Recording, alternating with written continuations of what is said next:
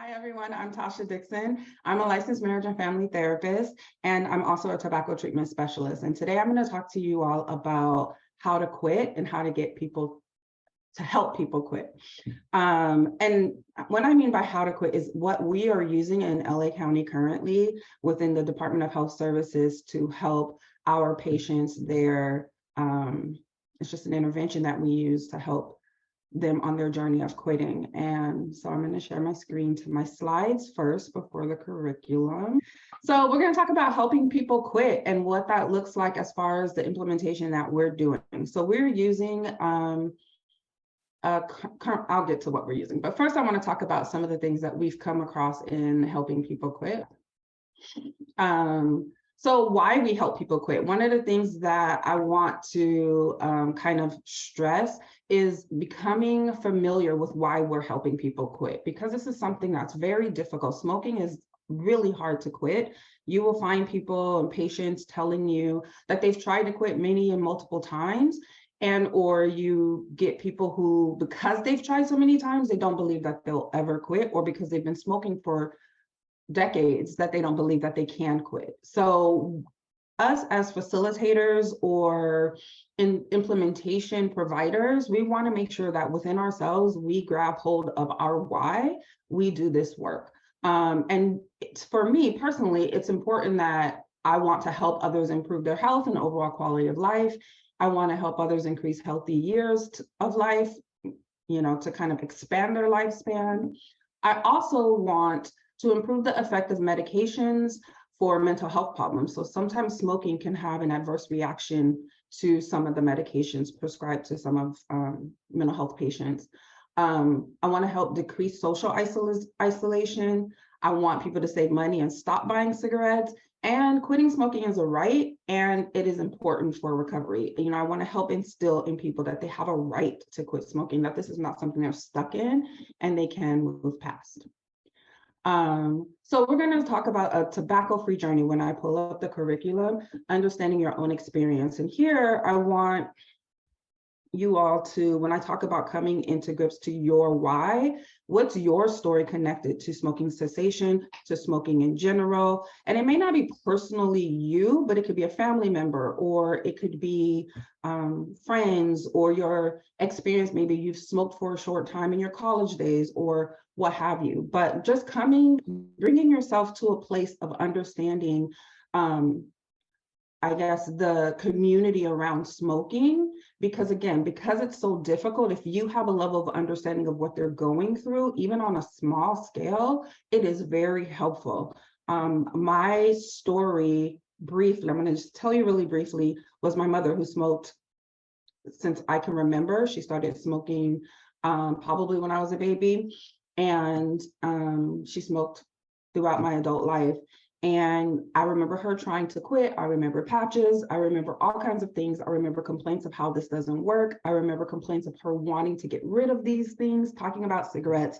I remember her sending me to the stores back in the day to buy them for her as a kid. I remember lighting them for her and handing them to her. And then as growing up into adulthood, I also remember the smell, going to her house and the smell, and leaving with that smell. I remember complaining to her about it and not liking it and just giving her a hard time about it. She died of her second bout of cancer 3 years ago. It's probably 4 years ago now. And it was really hard. And she did die of cancer, and she smoked through diagnosis. I think it was the chemo who took away the urges where she stopped smoking. But she had tried even in that process the last 2 or 3 years of her life, and just could not stop. So I think it's important that you, for me, because I've had that journey with my mom, it is important for me to help people improve their family relationships, their interpersonal relationships, and just how they see themselves too, because there was a lot of negative self-talk from my mom about her smoking. Right. So we're going to talk about the significance of change. The combined treatment is best. So the NRTs, individual therapy, I believe, as well as the group therapy process, could help patients in the process. And so I don't think you have to go to individual therapy because you're smoking. But I do believe that smoking becomes or aids in coping strategies for other existing things that are going on, like depression and anxiety. So the group counseling is just one part of the change that I'm going to be talking about. There are other ways, again, like we talked about the NRTs, medication, and support groups that could help as well aid in that process. But we're going to be talking about specified structured counseling groups for smoking cessation specifically and tobacco use. And the curriculum is called Kick-ASH. It's a cognitive behavioral approach for smoking cessation groups. And it is a 6-week group process. They are open groups, meaning that anyone can come in at any given time. If you're in group 3, new patients can come in and join. They're also ongoing groups. So once you've done the 6 weeks, you can repeat the 6 weeks and participants can come back and repeat as well with you. So the curriculum is actually set up to make that feasible for both the facilitators and the participants. We're going to talk about the purpose, the content, the journey, and the outcomes that we get from the curriculum that we're using. And the outcomes thus far, we find that our patients have a lot of support when they're involved in the groups. There's a reduction of tobacco use, so maybe they haven't quit, but they've reduced their daily use. And then we also have those who have quit. Barriers to implementation that we've had in the last 4 years doing this has been recruitment, getting the buy-in, getting people into the groups, having people continue to be consistent, staying on top of that as a facilitator takes a lot of work, and making sure that they're aware, come back next week, and keeping them going and engaged. And then COVID-19 still kind of causes some concerns because still we have people, we started this process, the curriculum is written as though you were doing in-person groups, which we're coming back to now. But when we hit COVID, we had to manipulate it for our current facilitators and kind of help them utilize this through individual phone call use and or virtual groups. So behind the scenes of the groups, what we have offered LA County Department of Health Services clinics and hospitals have been training, ongoing training. They can get refresher trainings, and then they also have recruitment assistants. We have study coordinators and myself who help them come up with ways to recruit for their groups. And then also helping them in that recruitment process with developing creative ways to build the provider referral process as well. And ongoing support. I offer ongoing support to all of the facilitators. I'm in contact with them either on a monthly or bi-monthly, depending on the site and how long they've been trained and how long they've been doing this. They have me behind the scenes kind of running things through. When we first created this curriculum 4 years ago, what I did was we rolled it out and I asked the facilitators what was working, what wasn't working. I really wanted it to be user-friendly. And then I also wanted it to be very adaptive to the patients in front of us. And so I have, updated the curriculum many times. I've taken complete things away, added new things, and we're on our final one. The last time it was updated was 2020. And so far, so good. We're getting back good feedback. And I haven't made any updates. And that's I'll bring that up later. So I'm gonna stop share and go reshare into the curriculum. Okay, so why is it doing that? Can you see this on the side here? Oh, there it goes. Okay, so this is the front of the curriculum. Again, it's a cognitive behavioral approach for smoking cessation groups. It is true to form to CBT. If you're not familiar with CBT, the hope is that after this, you'll be very familiar with CBT. But we talk about the cognitive behavioral triangle in regards to thoughts, feelings, and behaviors, and how they're all interconnected and how you can manipulate one to change the other. And so we use that specifically to talk about our participants' thoughts, feelings, and behaviors regarding or surrounding their tobacco use specifically. So this is what you get when you open it up. It's the table of contents, and there's a couple of things in here I want to point out. And again, I'm going to go through this very quickly because time is limited. I can't treat this like a full-on training, sorry. But the things that I want you to really pay attention to is how it rolls out for us. So one of the things that's important are the names of each session. So session 1 is Living Tobacco Free, A Dream of a Lifetime. Through all of the activities provided in this session are surrounding, imagining, and visualizing yourself as tobacco free. So we want to get the participants in the mindset of what it would be like if you were tobacco free. How would that feel? How would your life be different? Really honing into visualizing themselves as tobacco free. What I found in that is that it builds some sense of motivation. It builds a different type of energy of like, yeah, I really want that life. So it creates some encouragement to continue on with the rest of the groups because they now are seeing themselves in different ways, answering specific questions about their life of what it would be like to not have cigarettes in their life in positive ways. Session 2, embarking on a tobacco-free journey. So this is where we're starting the journey. So session 1, we spent some time in the future, living, thinking, how it would be like, and then we're going to embark on this journey. But there are some things that we have to take a step back before jumping into the journey to start it off with. So basically, we talk about their triggers to smoking, what's surrounding their smoking. We help them in depth, like this is an in-depth session about goal setting. We really want to teach them how to set goals for themselves so that they see how they can focus on that on a week-to-week basis. And then here's also where we bring in the cognitive triangle and discuss it with them and what it means and talk about how if you're in a bad feeling, you can change your thoughts or behaviors to help that mood lift.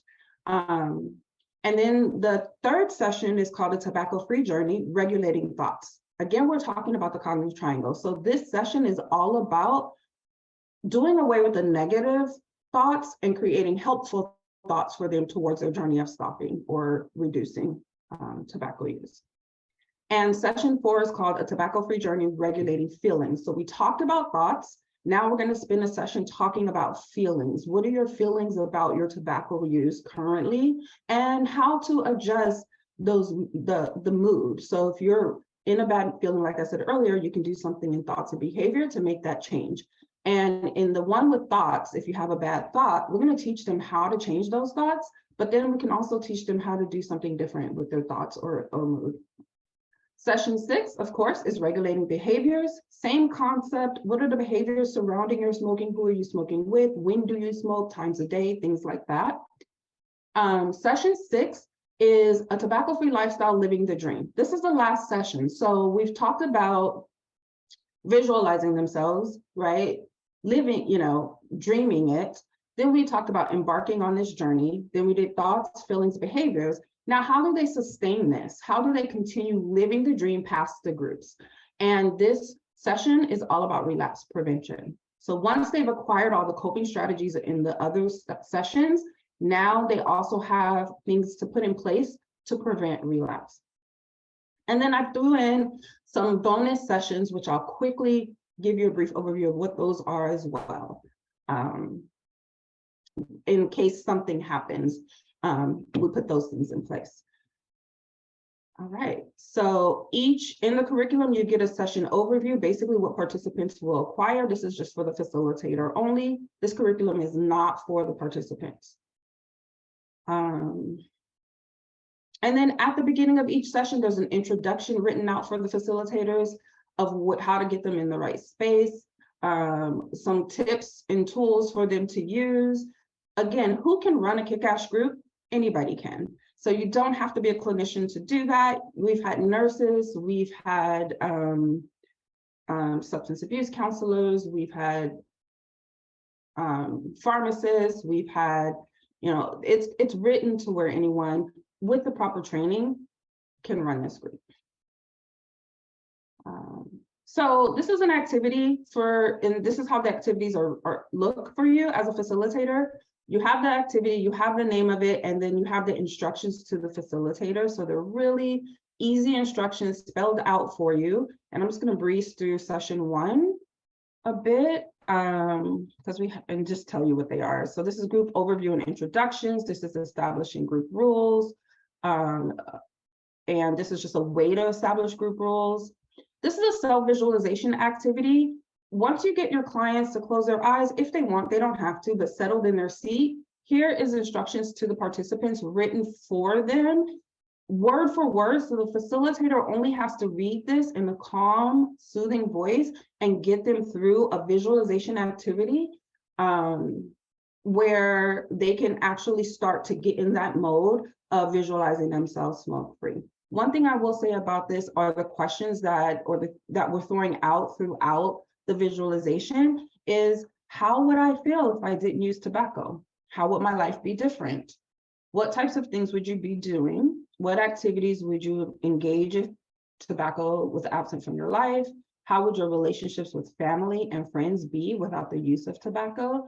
And what might you do with the money you save now that you're not purchasing cigarettes? So again, we're getting them to start thinking about what it would be like. So activity 4 is called Dear Future Self. This is just the participants writing a letter to themselves at this beginning stage of the groups. And we're writing a letter to after they're done with the group. So they're going to be asking or hitting key points that were also in these instructions are going to give them. How would it be to have met goals toward reducing tobacco use? How would you encourage yourself from where you are today to where you want to be in regard to your smoking? Be specific in kindness towards yourself and write the letter from a sense of belief that you can and will reach your goals. Again, we have them seal this, put it away, or give it to the facilitator because we do reopen these in session 6. And this is what they get with the same instructions and the questions to answer, and they can just write that letter on this page. The health and fact sheet is something I'm going to go over with you all specifically, so I'm going to skip over it a little bit. But then we do a core beliefs where we actually take them through a self-reflection of their present day. What do they think about themselves? How does other people see them? Or what do they think how other people see them? And then we do one in the ideal self, smoke-free. You know, envision how it would be to, you know, how do you see yourself if you no longer use tobacco? If you were indeed tobacco-free, how do you think others would see you or think? So again, that visualization of what it would be like to be smoke-free. So I'm going to head all the way back to the beginning because something else, there was another key point I had that I forgot. I want you to notice how many activities I quickly went through in session 1. So these are 60-minute groups, 60 to 90, depending on your participants. I say no more than 10 participants, and you can get away with a 60-minute group, but if you some sites will take on more, so you may have to make it longer to really be able to get through some things. But when I made this for the facilitator, you can actually choose which of these activities you want to do with your participants that'll sustain you your 60 minutes. The reason for that is because remember we said participants can come back around for another cycle of the 6 sessions. If you notice that you have repeaters, the next time you can choose different activities because the self-visualization activity and the core beliefs kind of run hand in hand. They kind of are the same as far as the visualization questions and the activity is kind of very similar. So you wouldn't have to do both. The health and fact sheet information is one that the participants have said they really love to hear, they had no idea about. And so this is one that I say is a must, like you really want to do this every single time because it's a good reminder for them and it gives them a reason and a why and things to look out for immediately. So I'm going to kind of make it a little bigger for you all. Is that bigger? Okay, so what I love about this is that it tells you changes in the body when you stop smoking. So 20 to 30 minutes after your last cigarette, your blood pressure and pulse drop and hands and feet start to warm up. So we're getting them, this is again, looking into the future of changes they can have, but the future is only 20 to 30 minutes away. I think people don't smoke every 5 minutes, but I also don't think that once the nicotine leaves their system really quickly, because it doesn't stay long, that they don't think to look for these things. So we're just conditioning them to say, like, look, really early on, changes are happening. Within 8 hours, carbon monoxide in your blood drops while oxygen levels increase. 48 hours, 2 days, senses of taste and smell improve. 72 hours, bronchial tubes relax. 2 weeks to 3 months, circulation, lung function, and stamina improve. 1 to 9 months, coughing and sinus congestion decreases. Lungs are better able to clear mucus, keep clean, and reduce infection, and overall energy improves. So just in that first half of this, this chart, this is the time they're spending with you. So they're with you 6 weeks, that's 1.5 months. These are some changes, and this is a lot of change that could be happening in their body. Some of them won't be recognizable or noticeable, but I do think it's very helpful that they hear that and understand that they're taking care of themselves and their body, and how. Because what's their reason for quitting? Is it because their family keeps talking about them, because everybody hates it, or because it's just a habit that they need to get rid of? Or are they aware of some health things that may not have surfaced yet that can now be manipulated or changed for the better? And then we have that 1 year risk of heart disease drops to half that of a smoker. 5 years risk of stroke is the same as that of a non-smoker. Risk of cancer of the mouth, throat, esophagus, and bladder are cut in half. And risk of cervical cancer falls to that of a non-smoker. At 10 years, lung cancer risk is half that of a smoker. And risk of pancreatic cancer is roughly the same as a non-smoker. And then 15 years, risk of heart disease is similar to a non-smoker's, and risk of death is nearly the same as a non-smoker. So why I like this is for that longevity and how they're bringing their body back to normal health risks of a person who doesn't smoke. That they are removing, over the years of continuing to not smoke, they are now entering into what is deemed, on the same level field of health, scares or anything of that of a person who doesn't smoke. And I think that's amazing information. Okay. So that was session 1. If you have any questions regarding session 1, please put them in the chat. I plan to save some room, which is why I'm talking so fast. I haven't checked the chat yet. But if you have some questions, my hope is to get to as many as possible when we get to session, but at the end. If I'm talking too fast, so let me check the chat real quick and to see if someone's telling me I'm talking too fast. Nope. Okay, so I will continue. Thanks everyone for your comments. I didn't really read them, but I was able to. So session 2 is embarking on a tobacco-free journey. This is where my words might get a little jumbled because it feels complicated, but once you get the hang of it, it's so not, and that's the goal setting part of it. So here's that introduction for facilitators. And here's the first activity, identifying triggers. We want to help our patients get into really looking at what those triggers are that lead them to smoking. And I mean each cigarette. Like, why do you smoke that cigarette on the way home from work? Or when do you smoke? I smoke first thing in the morning. This is important. We want them to be able to identify some things around their routine of smoking, because unconsciously, a lot of people have created a routine around smoking and they don't even know. They are having cigarettes around the same time every single day and don't even know it. So we kind of want to bring that into awareness for them. It will help us a lot with the goal setting. And then this is some brief things talking about goal setting. Here is a form that they get as tobacco-free starting points. Sometimes you'll get participants in your group who don't really know where they want to start with setting goals. So these are just some examples: set a quit date, engage in healthy behaviors, reduce tobacco use, increase support. track tobacco use, use tobacco cessation meds. So the track tobacco use is one that I really like because, again, they have this routine that they're unaware of, and they probably are like, I don't even know when I smoke. So we send them off for the week to start really paying attention to when are you having a cigarette, and to kind of like jot it down at this time, like create a little chart, little piece of paper. They don't need anything big, and just kind of jot down what's happening throughout their day of smoking. And then I left some blank because some people will know where they want to start, and they can add that to themselves. So here's more information on goal setting. And then we get into it. I called it 5 weeks to success. It is based off of the 12-week year. If you've not read that book, it's basically taking 90 days, creating a major goal, and spending every week doing things toward meeting that goals. And at the end of the 90 days, you may have met that goal. If you haven't, but you've done a lot of work towards it, so come March, it's a whole new year. So every January, March, I'm going to mess this up.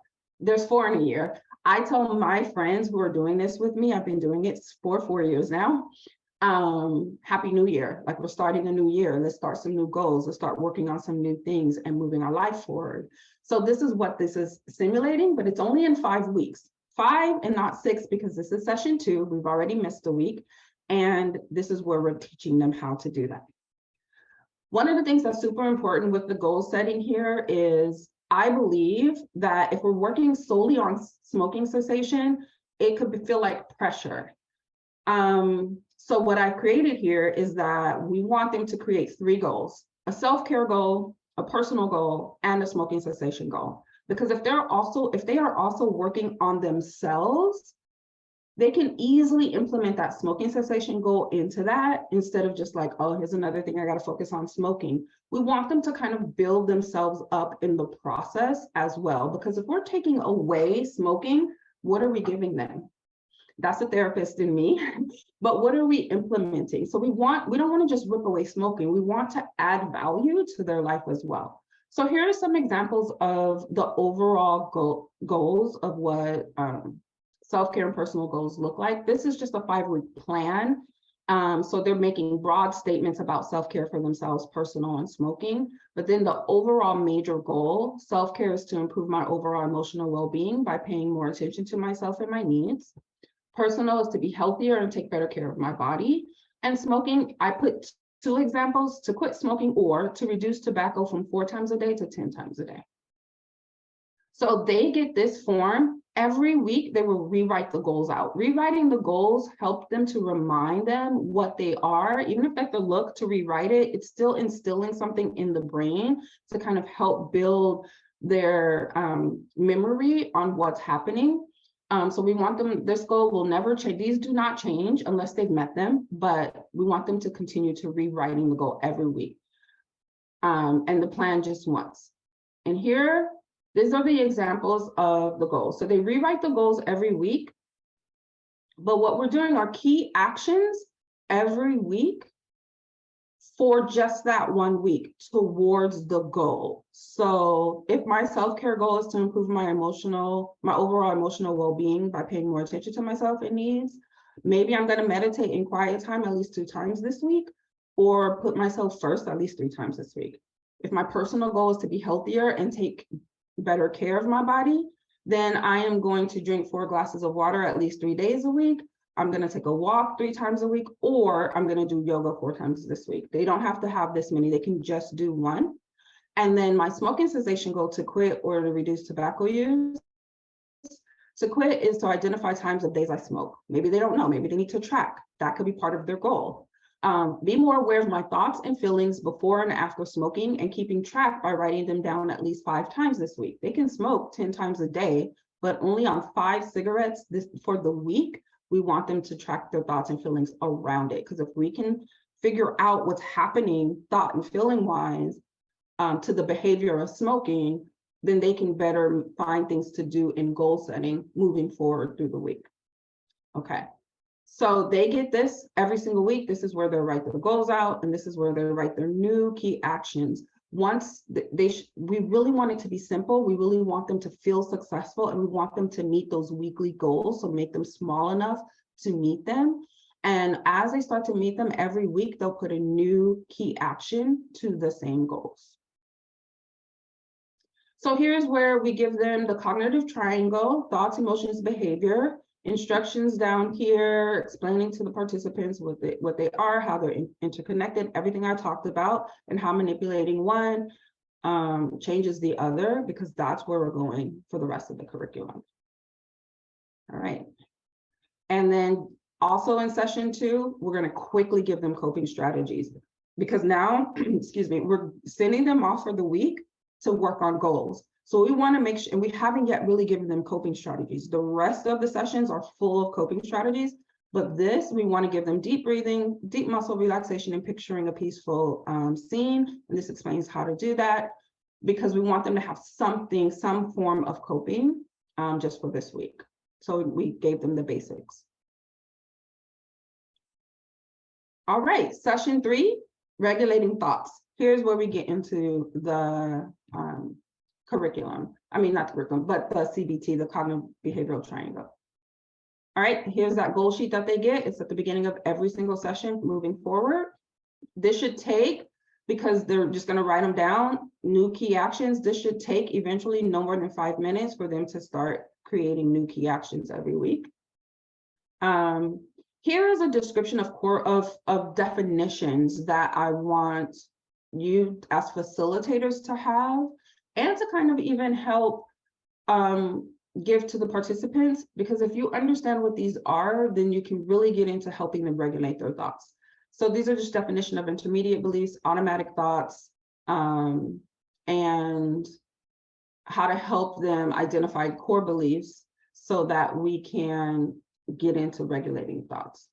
So the first thing we do is we teach them how to do thought stopping, and we teach worry time. Worrying time is having the participants take a sheet of paper, which looks like this. They get this, write down all the worries, set an alarm with a loud tone, sit there for 5 or 10 minutes and worry about those things on the list. And then when the alarm goes off, they stop and they do a different behavior. The purpose for this is throughout their day, as worries tend to pop up, they can tell their brain it's not worry time, so I can't deal with that right now, I'm working. I can't deal with that right now, I'm in school. And some people, some of my clients need to do this 2 or 3 times a day. And every time they do it, they write a new list. They don't worry on the same list, because what I worried about this morning may not be what I'm worried about in the afternoon. They do a new list. But what the whole purpose is to gain self-control and over the brain's need to worry. We're not throwing the worries out. We're just putting them in a place of our brain that we can access later for our worry time. So once the brain gets on this routine that there's worry time, you won't see people worrying and being overthinkers as much as they were before implementing this technique. We go into helping them reframe thoughts, how to do that. One of the things, again, we talk about having something in that brain space to be able to access. So we have them write a list of positive things about them and positive things about their life. With this list, they have it to go to. So when negative thoughts come up, then they can go ahead and pull from this list and replace that thought with something positive about themselves or positive about their life. And this list is ever growing and can continue to be created throughout their time. This is an activity called Mindset, talking about a fixed mindset and a growth mindset, with some questions at the end to talk about what is their mindset, which one they fall under regarding their tobacco use. We want to move our patients from fixed mindset into a growth mindset about their ability to quit and about how they view smoking in general. And that's session 3. Session 4 is regulating feelings. This one is interesting. So they get the goal sheet. Here is identifying feelings. So I get a lot of people who are not in touch with their emotions, or they have suppressed them so much that they can't access them. So they're more logical thinkers versus feelers. And so I want to help people understand emotions. So here I created this list how I feel chart, and I purposely put feelings that are not the ones you tend to get when you ask people about feelings: happy, sad, angry, mad, like the really basics. I put things in here like courageous, embarrassed, resentful, uncomfortable, understood, powerful, overwhelmed, content, disappointed, worthwhile, things we don't hear people just saying, I feel so worthwhile. We don't hear that enough. I put that on here so that they get a better understanding of other feelings outside of those norms. I want them to expand their idea of how they're feeling and really get in depth and in touch with those emotions. Here we have happy thoughts and pleasant activities. Why are we talking about activities, which is a behavior in the regulating feelings? I will get to that soon, but here's some pleasant activities. It's a list with this activity that they can do, other, things that could help them, change their moods. So really easy, simple things that are right there at their, they don't really need much to do. Take a nap, sing, read, things like that. Activity list and tracker. So activities they enjoy, we want them to make a list. We also want them to make a list of why they enjoy that activity. Why do we do that? Because if I like to read, because it helps my mind go to a total different place that's adventurous and exciting, or loving and caring, depending on the kind of books I read, that's important for me to know. Because if I'm feeling anxious and worrying or overwhelmed, I can look at this list and say, oh, this puts me in a different mind space. I should go read, right? I'm attaching how I feel, and then I could look at this, why I enjoy something, and do this to change how I feel. This is another visualization process. Basically, it's creating a peaceful place. The words are here for you to do it verbatim. You can read it right off of here. And what we're doing is just asking them to go to a place. Who's with you? What colors? Is it decorated? Like, is it indoors? Is it outdoors? All these things to create, helping them develop this place. That if their mood is really down and bleak, then they can go, if they're feeling angry or something, they can take their minds, which is in thought, to a better place to help uplift their mood. This is why we're talking about changing thoughts and behaviors in the feelings, because responding to feelings, we can feel fear, rage, love, hope, etc., but you can't control when feelings show up. Something happens that makes me sad. Something happens that gets me excited. Something happens that makes me angry, right? So what is within your control is how we respond to feelings. So we have to do something different, which is a behavior, to uplift our mood, or we have to think something different to uplift our mood. We cannot change our feelings just by attacking feelings. I'm angry. I don't want to be angry, so I'm going to feel happy. That's not how that kind of works. We kind of have to do something different in thoughts and behaviors to really change feelings. But when we're in thoughts, we can actually change our thoughts to change our thoughts. When we're in behaviors, we can change our activity to change our behaviors. But feelings is the only one that we have to use the other two really to manipulate. And we can still use behaviors to manipulate thoughts. We can still use thoughts to manipulate behaviors. But feelings is the one, when feelings come upon us, they're there. So that was session 4. Here's session 5, regulating behaviors. One of my favorite sessions, I think. So again, the goal sheet is given. We go right into trigger behaviors into alternative behaviors. So we want to create more helpful behaviors. For instance, when we talked about if they are smoking at lunch with a group of people that smoke at work, maybe they need to hang around a different group of people. What are the alternatives to your lunchtime that you can make changes in so that you're not going out to smoke with this group? Things like that.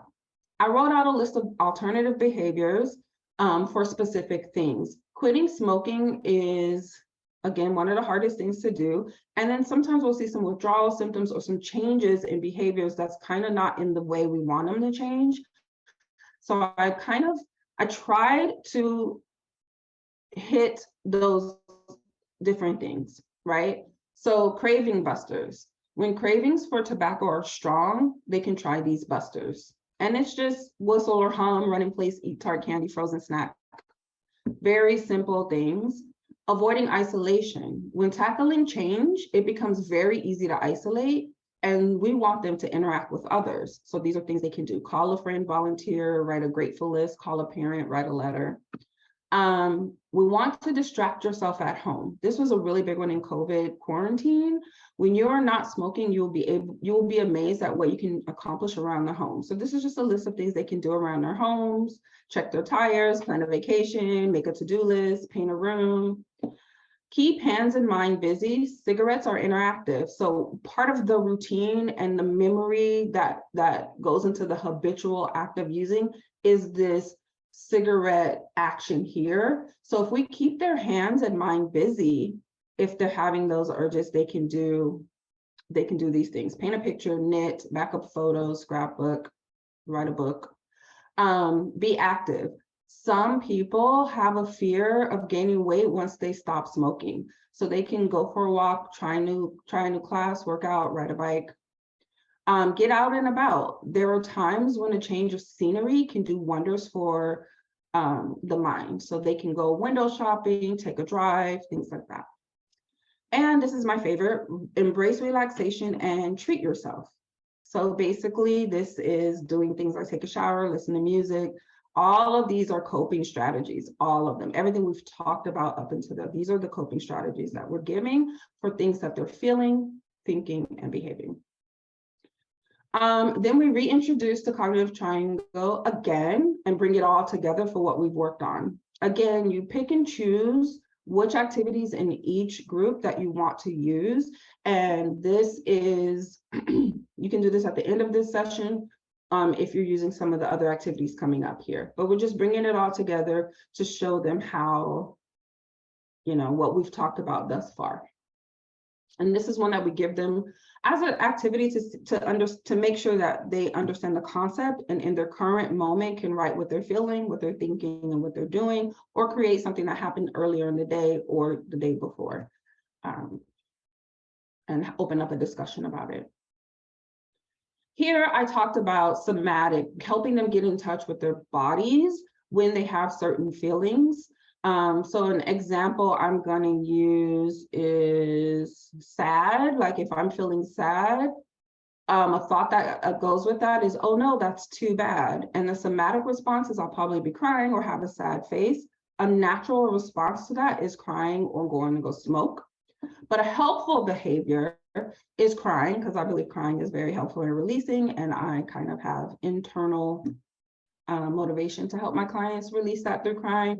Engaging in a pleasant activity. So we're doing away with the smoking and engaging in a pleasant activity. So we want to, if they're able to identify their somatic responses early on, because we're bringing this into awareness and associated with a feeling or a thought, then they can override that natural response that they normally do, which is smoking for all of them or most of them, and do something different. Session 6, living the dream. So again, this is all about, they get the goal sheet again. I know you're like, but it's session 6. Why are they getting the goal sheet again? My hope is that they put new key actions for the week, and that they continue this on their own and continue every week creating key actions to meet the goals until they've met them. So we want them to continue on. We're not going to be revisiting this one because this is the last session. But we want them to go ahead, make some goals and some key actions for yourself. And maybe they've met some goals up here. Then we can teach them how to make new goals, self-care, personal and smoking cessation, and then make key actions for the new goals. We want them to continue this on their own.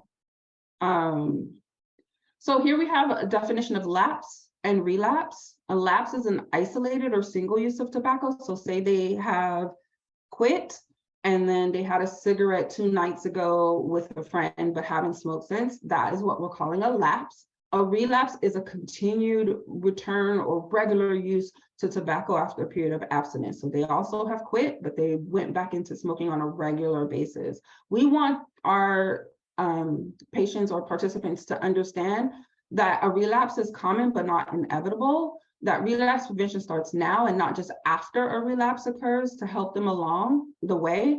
And preventing relapse often involves learning to anticipate and cope with the challenges that often lead to relapse.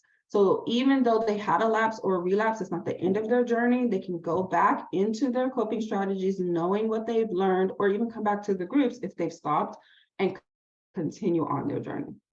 And then we just give them relapse prevention strategies. We talk to them about, this is a study that was done, negative emotional state can cause relapse, interpersonal conflict situations, social pressure, positive emotional state can cause a relapse, lifestyle factors and urges. While all of us, I believe, have some of this throughout our lives regularly, but if we were smokers trying to quit or have quit, and these are things that will lead us to a relapse, wow, right? So a relapse is something that is very easy to slip into, which is why it's hard to quit or stay quit. And this article said that negative emotional state is associated with the highest rate of relapse. So we're talking anger, depression, anxiety, the interpersonal conflict or stress within relationships. So it's conflict at work, arguing with your significant other or your family. I mean, these are regular things that so many people have in their life. So we really want them to be aware of that. And we'll also want to help them prevent in those situations and support them in that, how to support themselves. How we do that is we have them write triggers and we have them write certain situations that they're currently experiencing that causes a barrier in their smoking life or in their life in general. And then we also want them to write out positive supports and their own strengths so that when they're seeing this happen, they can see this and kind of rely here on how to move into this space and do all the coping strategies we've given them to get here. So if you just argue with someone, you stormed out of the house, what down here do you need? Who can you call in your supports? What are your strengths to help you get through this other than smoking? Here we're just increasing awareness, giving them quit lines, Nicotine Anonymous, and other things that are local to you that they can access community-wise along their journey to help continue to support them in relapse prevention. And my Dear Tobacco-Free Self review, we're pulling out those letters they wrote in session 1, and we're going through it and we're asking little questions. Do they notice any differences, no matter where they are in their journey, whether they stopped smoking or just reduced? Have they gained any confidence or what have they gotten from this? So just revisiting those letters, and that is session 6. Really quickly, bonus A, session A, is basically you have a person who has repeated your groups a couple of times or more, they have a mastery, but they feel like they need to continue to come to the groups to sustain their lifestyle, which is fine. But at this point, you're thinking, you can run this group. And so we're going to let them, we're going to use them as peer support. We're going to have them help through the goal setting process, what works, what doesn't work for them, share their story and their progress. You're going to basically utilize them as an assistant, because I also think that encourages them even more and motivates them anymore to continue on their journey. And then session B is very similar. You've had people come to your group regularly or repeatedly, or they've quit smoking through the process of you working with them, and then they stopped coming or whatever. And one day they come to you at your group time and they say, I just had a lapse or I've relapsed. Immediately, no matter where you are, if they're coming and telling you this at group 4, you're just going to do group 6 and hone into relapse prevention. It doesn't matter when you do group 6, but there's a person in your group who needs group 6 to remind them on how to get back to their supports and their strengths and what they can do to start their journey. And then the next week you go into group 4, you pick it where you left off and keep going. And this particular person, you want them to continue on and do another round of groups. And that is Kick-Ash in a quick nutshell. Are there any questions, which I'm sure you have some? Thank you for being sorry for my loss. And I'm sorry to hear about your dad, Kelly. How large are the classes and what is the percentage of returning participants?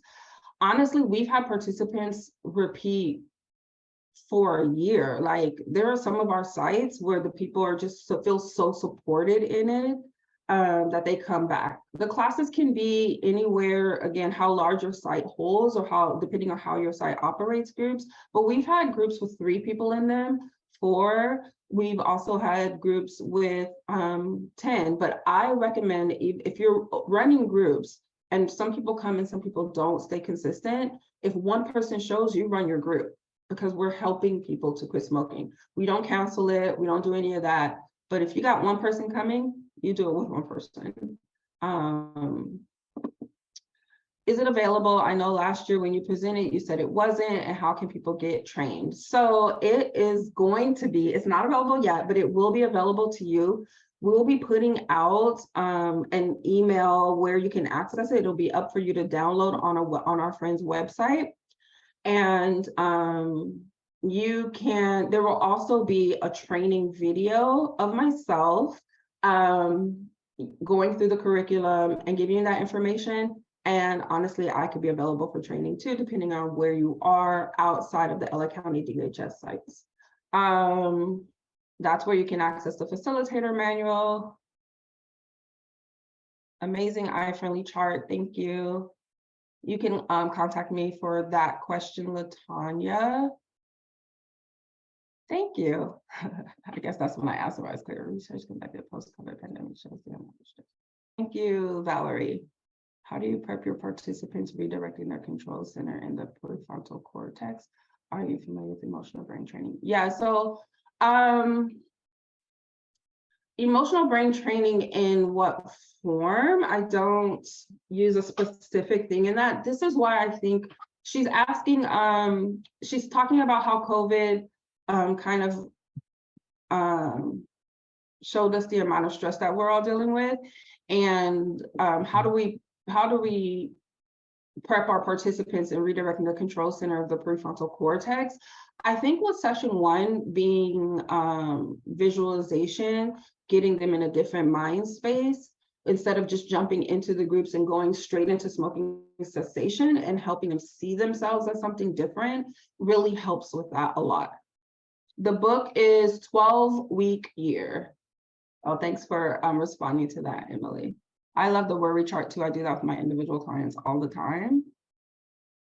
The book will be available for download for free. And we're thinking July.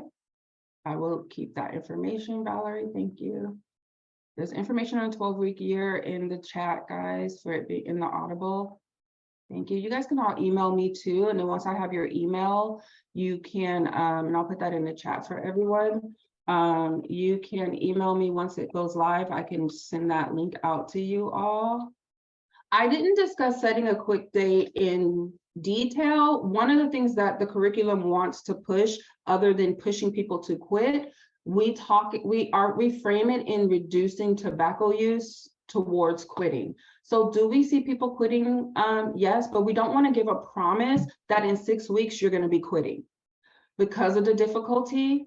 But we do want to continue the encouragement towards that. And then repeating it also is where we see most of the quitters happening. But we do see a good reduction in their tobacco use by the end of the 6 weeks, but we don't put that out there. All right, guys, that is my time. I am up. Again, I put my email address in the chat. If you want to email me, it's Tasha Dixon LMFT@gmail.com. And then you can ask me questions, talk about training, inquiries, and or how to access this. And again, in July, I'll send you all that link. Thank you. Bye. Thank you, Tasha.